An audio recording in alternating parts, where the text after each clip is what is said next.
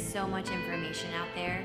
It's changing every single day, and it can be absolutely overwhelming. We just don't take the time to take care of ourselves, or we're busy taking care of other people instead of ourselves. The problem is that sometimes they tell you that one day it's a superfood and one day it's absolutely awful for you. So how do you kind of debunk and figure out what it is that is good for you? America is bountiful. America is entrepreneurial. It's diverse. It's progressive. And it's really sick right now.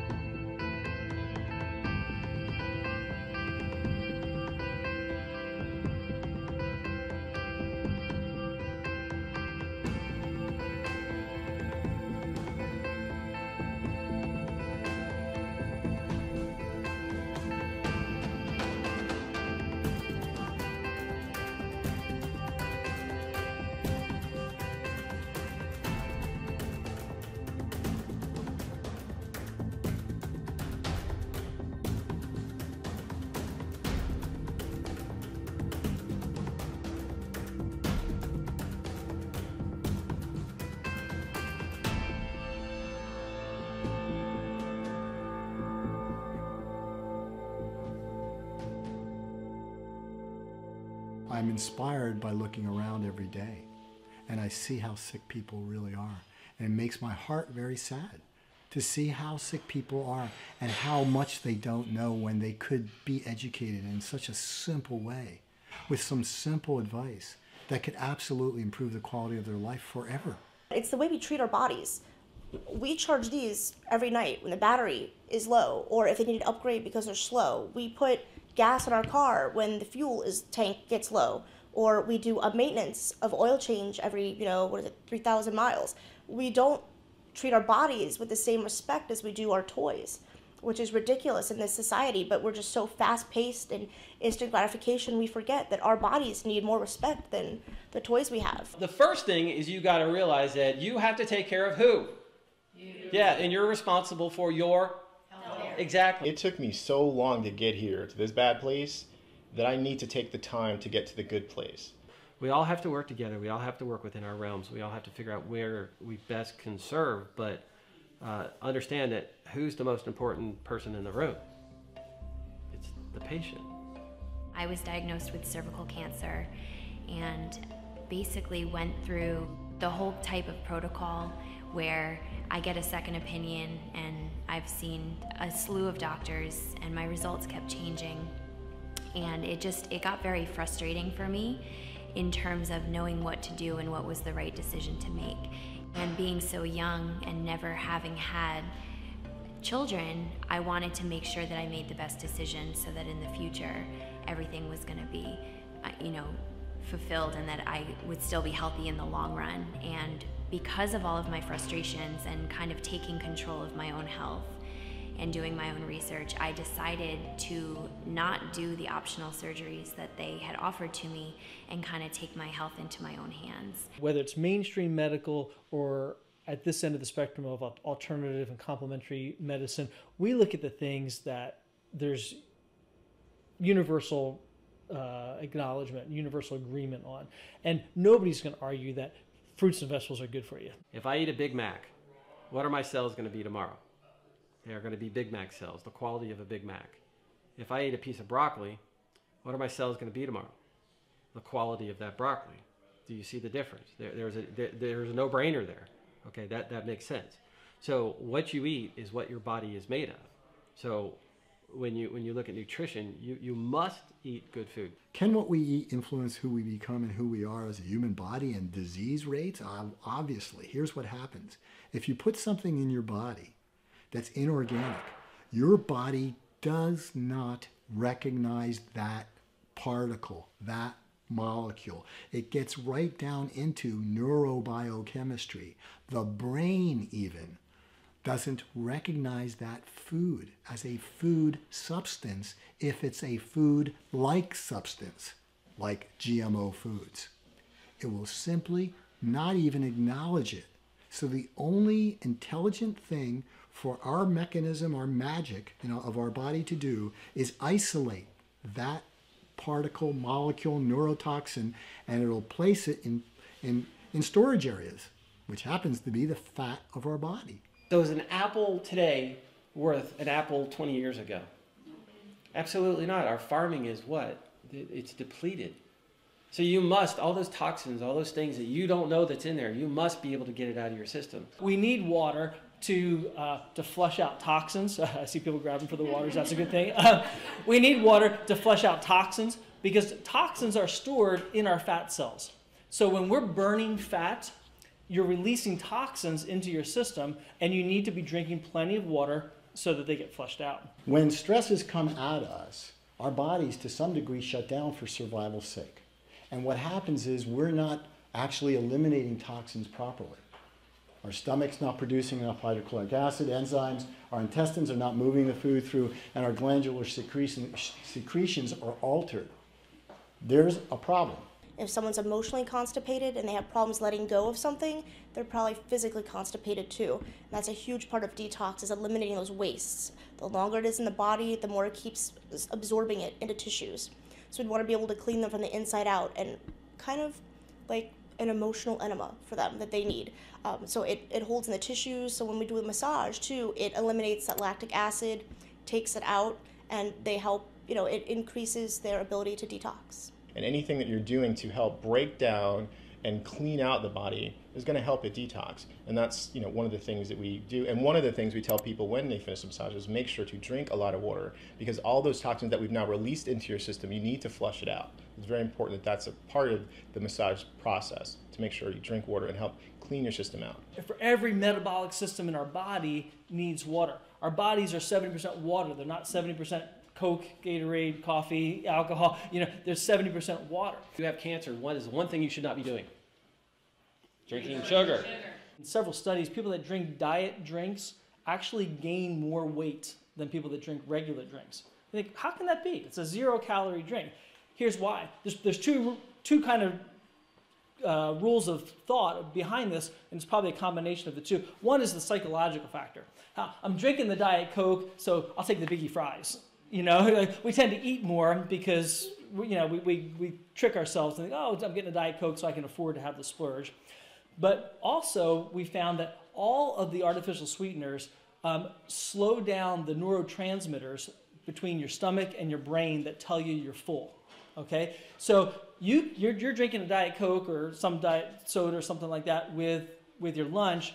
Your stomach is saying, I'm full, but your brain hasn't gotten the message, because it slows it down. It's a 15-minute delay. So you're eating more than your stomach really would if you weren't drinking the artificial sweeteners. First step is looking at the behavioral side, is figuring out what to eat. They need to get the education and the knowledge around what to eat, what's good for them, what's not good for them. But they also need to deal with the emotional side. We all absolutely adore eating. Eating is not the problem. It's what's in the food resources that we need to examine, and it's our food habits that we need to examine.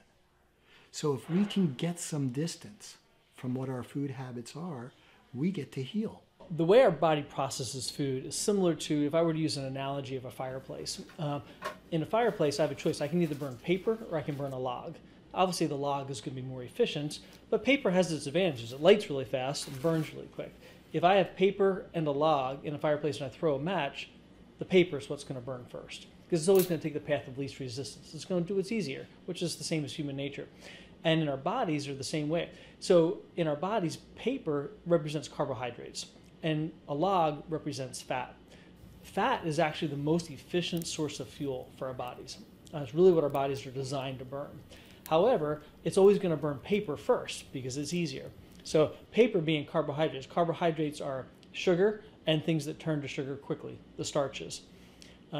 So when we're trying to lose weight, for example, we really want to lower the amount of paper that we put on in our fireplace. Because if we're having cereal for breakfast, our body's burning all that cereal, donut, Pop-Tart things for breakfast. It's just getting to the point, getting excited around lunchtime and think, great, I can start burning fat for fuel. And then we have a Coke or a sandwich, more paper. And again, our body trains as burning paper. And again, comes time to dinner time, finally ready to start burning fat for fuel, and we have another soda or dessert or more paper pasta, and our body goes the whole day and never lights the fat burning log. So the goal in weight loss is not losing weight, it's really losing fat. It doesn't take a rocket scientist to understand that if the body is fed the right constituents, the right nutrients, that it embraces it. It thrives on it. It doesn't just survive on it. It thrives on it. My kind of goal in clean eating and superfoods is it all natural? Is it organic? If it's something with a label, does it have less than 3 ingredients on the label? So the best way to find those foods are fresh, local, and organic, and really just going with something that is green, something that's not full of too many natural sugars, and really filling your body with just clean products. Foods that are compromised with things like carrageenan and blue dyes and you name it, silicon dioxide, excipients, fillers, I could go on with a list that's longer than I can even remember. The body is freaking out. It's like, give me a break from all this, will you? If you can't pronounce what's on the box, don't eat it. We used to be reading the labels, and I need to make sure that artificial colors in there, natural flavorings, no, that uses the same hexane byproduct that they use to create artificial colors and flavorings. We had to be careful of the flavor packs and the BPAs and the red, the blue dye number 2 and the yellow dye number 6. And I mean, did you ever feel like you're going nuts trying to figure out just what you can put in your mouth and feel good about? I have. And that's why I was organically farming in 1979. And that's why I opened a vegetarian restaurant. And that's why I was sharing my values about organic. Because it is important. And it's more important than you know, and it's less expensive than you think. Nobody's going to argue that fruits and vegetables are good for you. So eating more fruits. I tell people, try to add, it's not so much worry about taking away, but focus on what to add. If you can add a raw fruit or vegetable to every time you eat, breakfast, snack, lunch, dinner, that would do a huge benefit to your health.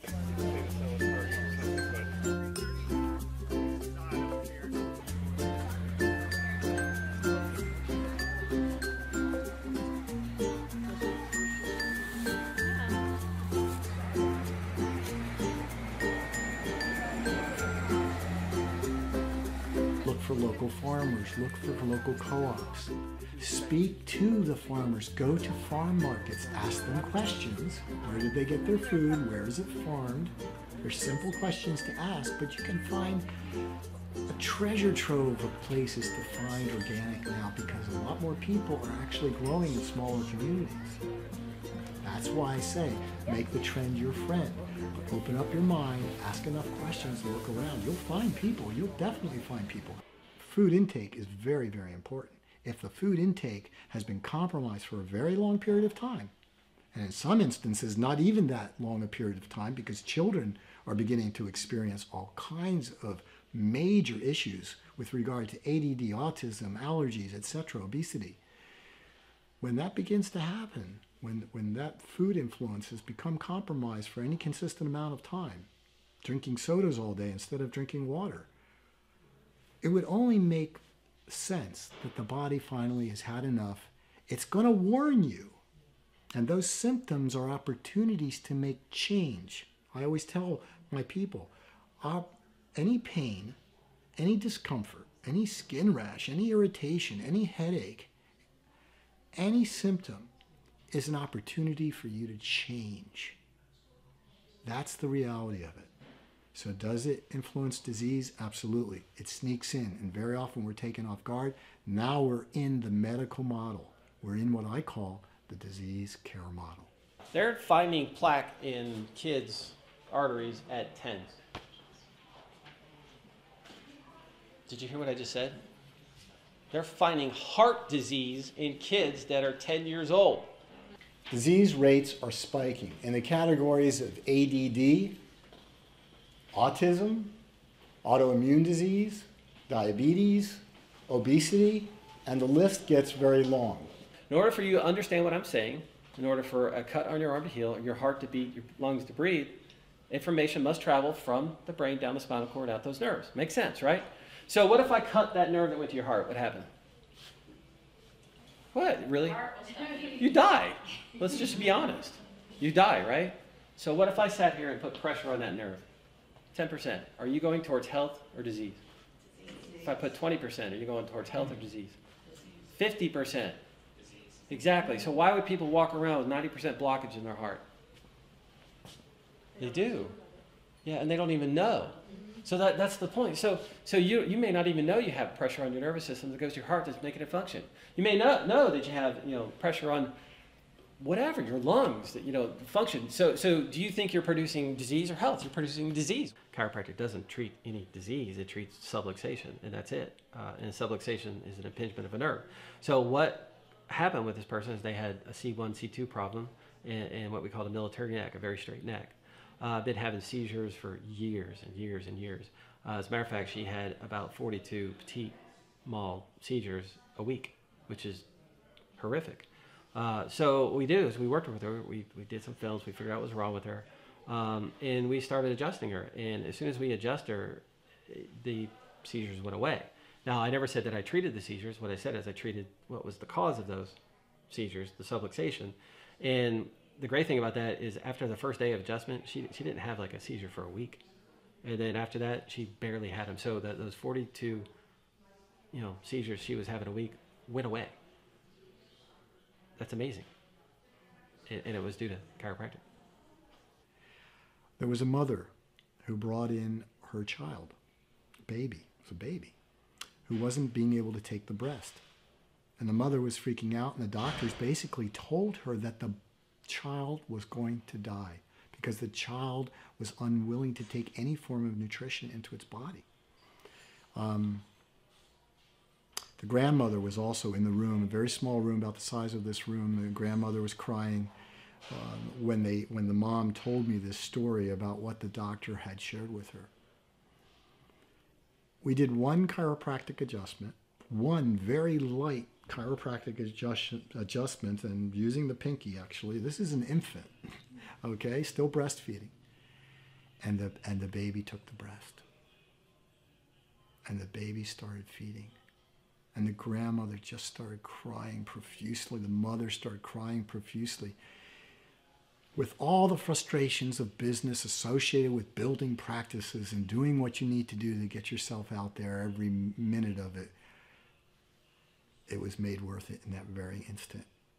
So typically when you go to a chiropractic office, what do people expect? Which is very disturbing to me.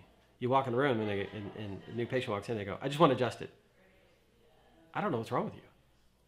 Why would I touch your spine, which is the most powerful thing you have in your body, and rack and crack you because you just want an adjustment because you think it's good? That's the wrong way to do it.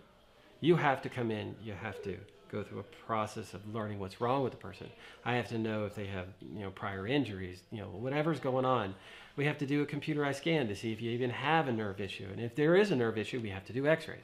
When we do x-rays, it shows us structurally what's going on so that I can say, okay, this is exactly what's going on. There's the nerve interference. Here's where it shows on the x-ray. This is exactly how we're going to adjust it because we do short lever adjustments on that vertebra to move that specific vertebra in a specific position. So yes, did that make sense in that process? Because I have to know what's wrong with you. So when I go in there, I know exactly what to do. And I think that's why we get such good results, is because we do go overboard and we find every single thing that's going on. And then when we do find it, we attack it. And when we attack it, we correct it. When we correct the problem, it all goes away. With the help of my mother, who is a massage therapist and truly also believes in the power of nutrition and diet and exercise, I was able to kind of transform my life. I became a vegetarian. I changed everything that I was eating. I eat very, very clean.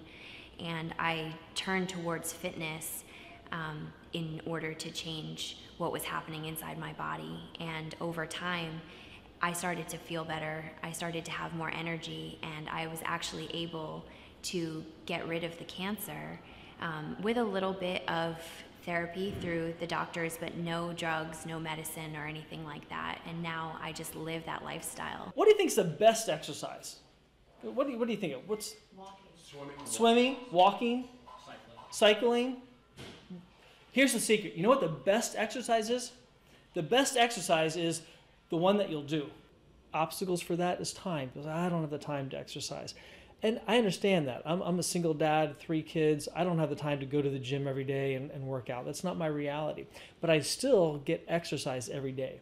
Whether that's, my office is on the 7th floor, so whether I run up the stairs in the morning and it takes me 5 minutes, or I get down on the floor and I do 20 push-ups between clients and it takes me 30 seconds, at least I'm getting some exercise every day. Your body actually produces its own internal medicine.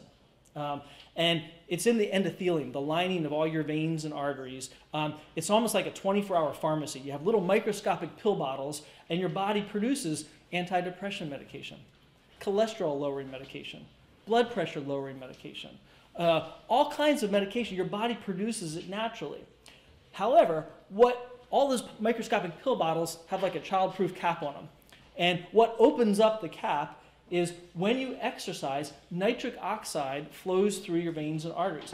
And it's that nitric oxide that opens up all those pill bottles, and your body takes what it needs. Takes a little antidepressant medication on that Monday, takes a little blood pressure lowering medication. So your body can produce a lot, not that saying all of its own medication, but your body can produce much of its own internal medication. So exercise is critical for that as well as for weight loss. Whatever you do that you decide to change about your food habits, make sure it's congruent with what you want in your life. If you want your health so that your relationship with your husband could be better or with your children could be better, it's critically important to make that connection. Why? Why do you want to be healthier in the first place?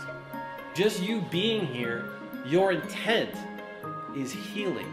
Give yourself the grace to know that it's going to take some time to get better. Don't give up, stick with it, find something that works. I'm going to advocate, and I'm going to continue to live my life this way because I know that the power of food and fitness is truly, truly changing.